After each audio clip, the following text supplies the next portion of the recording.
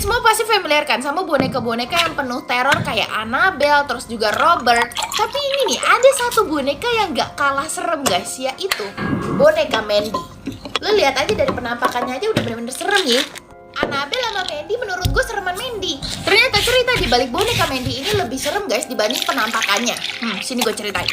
Jadi boneka Mandy ini tuh diproduksi di Jerman dan Inggris di tahun 1910 sampai 1920. Yep, udah 100 tahun yang lalu. Nah, yang ngebuat boneka Mandy ini beda daripada yang lain, dia ini terbuat dari porselen alias kayak keramik gitulah.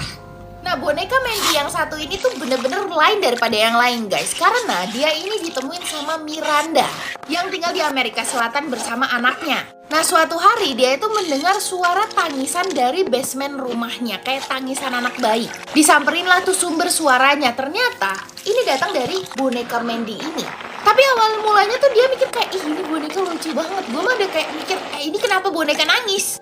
Bukannya dibuang ini boneka, tapi dia ini malah ngebersihin boneka ini dan dikasih ke anaknya. Anaknya ini udah seneng banget kan ya dapat boneka baru dan dibawalah nih main keluar rumah. Tetangganya itu pada ngeliatin anaknya Miranda yang main sama boneka Mandy. Mereka pun kayak kaget dan bertanya-tanya, itu boneka dari mana? Karena ternyata dulu boneka ini tuh udah terkenal keseramannya dan bener-bener sering neror tetangga-tetangga sekitar.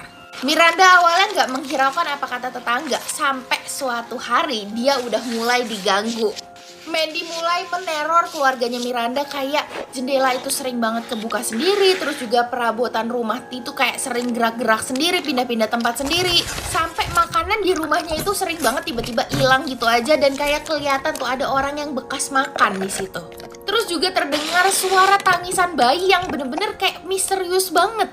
Nah, suara tangisan ini tuh bukan cuma keluarganya Mandy doang yang denger, tapi tetangga-tetangga itu juga pada denger.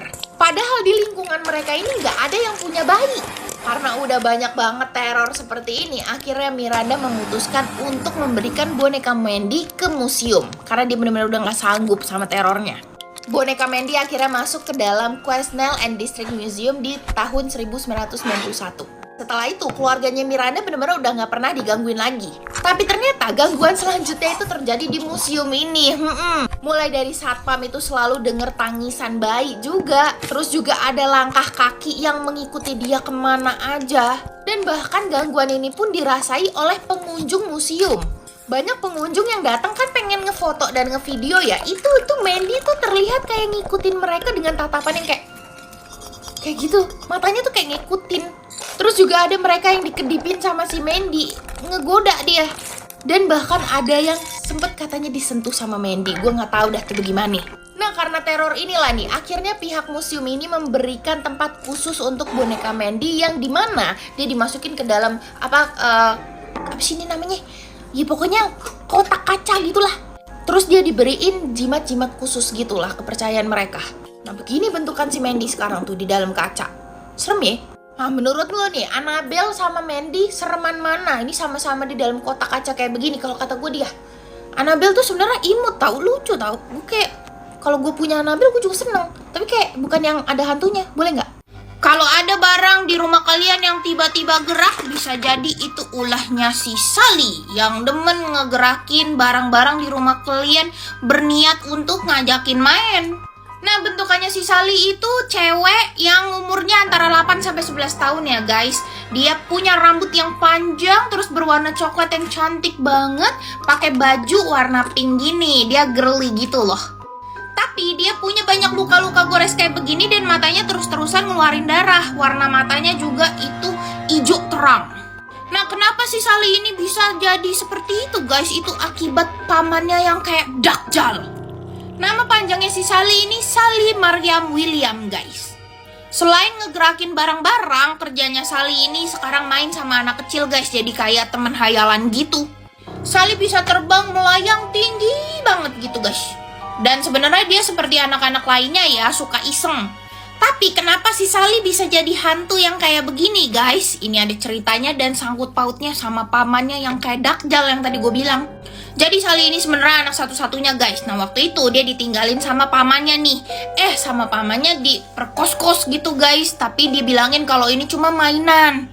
Nah, si Sally ini kayak trauma gitu ya guys. Paginya dia langsung bilang sama mamanya, dia cuman bilang kayak, aku gak suka permainan itu, tapi dia gak ngomong apa itu. Abis itu mamanya ini ngasih tahu ke bapaknya. Pas waktu dikasih tahu ke bapaknya, pamannya itu denger guys dan langsung marah. Nah si Johnny ini pamannya berniat malah apa? Ngajakin Sally ke supermarket.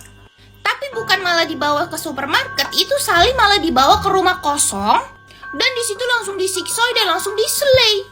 Untungnya si Johnny ini ketahuan guys dan langsung masuk penjara tuh. Di dalam penjara si Sally ini ngegentayangin si Johnny ini guys sampai dia metong. Dia ngeslay dirinya sendiri guys, saking stresnya dia digangguin sama Sally, mampus. Karena dia udah selesai nih tugasnya si Sally untuk balas dendam ke si Johnny nih. Akhirnya Sally itu sekarang kerjanya gerak-gerakin barang-barang gitu guys, sama ngajakin anak-anak kecil main. Katanya sekarang ini dia tinggal di rumahnya dia sendiri guys, jadi pulangnya ke sana gitu, ntar dia pergi main-main. Sebenarnya Sally nggak jahat kok guys, tapi ya dia suka iseng dan kita kan kalau ngelihat ada barang gerak sendiri kan jadi takut ya. Nah, kalian kalau suka cerita kayak begini, kalian langsung ke YouTube gua karena di sana banyak cerita-cerita macam kayak gini, guys.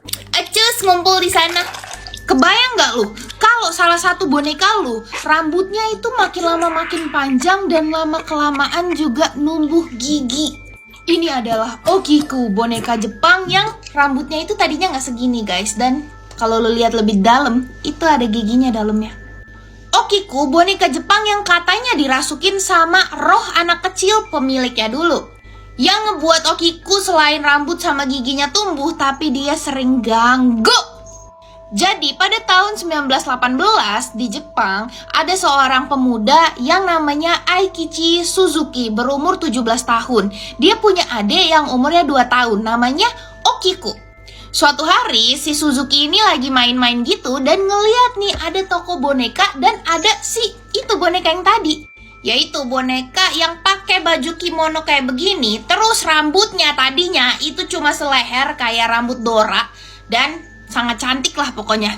Akhirnya dia berniat untuk beliin itu boneka buat adiknya guys sebagai hadiah ulang tahun. Waktu boneka itu dikasih ke Okiko, Okiko ini bener-bener sayang banget. Sampai beneran diajakin main, terus bahkan namanya boneka itu dikasih nama Okiko juga gitu. Sampai setahun itu boneka beneran disayang banget lah sama Okiko nih guys. Sampai saat di tahun 1919 nih, itu ada wabah yang namanya wabah flu kuning. Dimana waktu itu Okiko umur 3 tahun, dia kena wabah itu guys, yang ngebuat dia tuh bener-bener sakit. Sampai akhirnya Okiko ini meninggal dengan keadaannya tuh sesak napas, kesakitan, dan melukin itu bonekanya. Nah jadilah orang ini percaya kalau rohnya si Okiko itu terjebak di dalam boneka itu guys. Nah awalnya nih oleh keluarganya boneka itu pengen dikuburin bareng Okiko saat itu. Tapi pemerintah itu melarang guys, nggak boleh. Akhirnya Okiko itu ditaruh di altar di rumah keluarganya yang tempat untuk berdoa gitu loh guys. Nah awalnya nggak terjadi apa-apa nih, tapi keluarganya itu notice nih, setiap di hari menjelang ulang tahunnya Okiko dan di hari meninggalnya Okiko pasti ada sesuatu yang aneh. Kayak suara-suara yang aneh, terus kayak gedor-gedoran yang aneh, suara ketawa, suara tangisan yang nggak tahu asalnya dari mana. Pokoknya beneran diganggu gitu. Dan juga keluarganya itu notice kalau itu rambutnya kok makin panjang ya dan tumbuhnya tuh nggak beraturan. Untungnya hal ini nggak ngeganggu keluarga itu. Sampai di tahun 1938 mereka harus pindah ke kota lain dan nggak pengen jauhin boneka Okiku ini dari makamnya. Sampailah akhirnya dikasih nih ke kuil dan sekarang tempatnya Okiku seperti ini guys.